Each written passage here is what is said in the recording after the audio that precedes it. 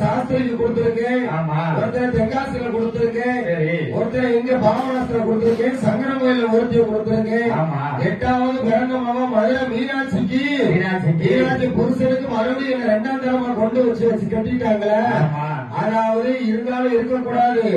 2வது பொண்டாட்டா இருந்தும் நினைச்சுக்கே நமக்கு சக்கரத்தி போராட்டம் ஒரு நாள் ஓயாதுன்னு சொன்ன உடனே தகப்ப வீடு போய்கிட்டு இருக்கேன்னு சொன்ன உடனே மோகினியா மோகினியா நல்லா கேட்டுக்க, நான் வல்லரக்க சொல்லுதேன் யாரும் கூட வந்து நினைச்சுக்கையே உனக்கு மண்ணுத்தாரம் மனத்தாரம் பொண்ணுத்தாரம் பொருளுத்தாரே அவன் யாரும் கூட இருந்துக்கிடலாம். ஆனா வல்லரக்க உனக்கு யாருக்குனே கல்யாணம் முடிஞ்சிருக்க நான் எப்படி உன் கூட வருவேன்னு சொன்ன உடனே ஒண்ணு இல்ல நீ சொல்லுற மாதிரி நான் சத்தியம் பண்ணுதேன் மூத்த மனைவி நான் மறந்து போயிருந்தேன்னு சொன்ன உடனே அப்படி உன் தொண்டையில வச்சு சத்தியம் பண்ணுனா நான் உன் கூட வாரேன். நீ மூத்த மனைவிய மறந்துட்டேன்னு சொல்லி உன் தொண்டையில வச்சு சத்தியம் பண்ணுனா நான் உன் கூட வருவேன் உன் கூட வாழுவேன்னு சொன்ன உடனே அதாவது பின்னால வந்த என்ன மறந்துட்டான், அதாவது வரத்தை மறந்துட்டான்.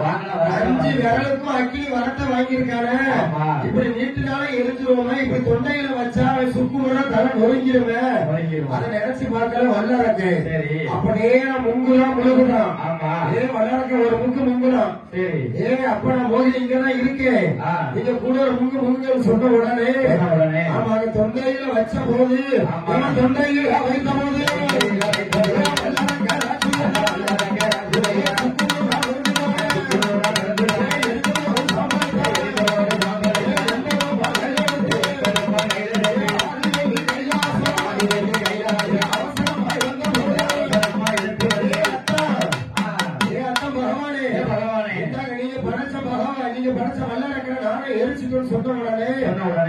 கொடுத்தாரு. நான் படைச்ச வல்லரக்கரை என்னால அழிக்க முடியலையே நீங்க எப்படி அழிச்சீங்கன்னு சொன்ன உடனே அப்ப என்ன சொல்லுதாரு, நீங்க எடுத்த பெண் ரூபத்தை மறுபடியும் எடுக்கணும்னு சொன்ன உடனே ஆபத்துக்கு பாவம் இல்லைன்னு சொன்ன உடனே பெண் போல மோகினியா வடிவம் கொண்டு அவன் பெண் போல மோகினியா வடிவம் கொண்டானே ஆண்டவன் பகவானுக்கு மோகலித்தது ஒழுகிறார் பூமியில விட்டால் பூமி தாங்கள் என்று.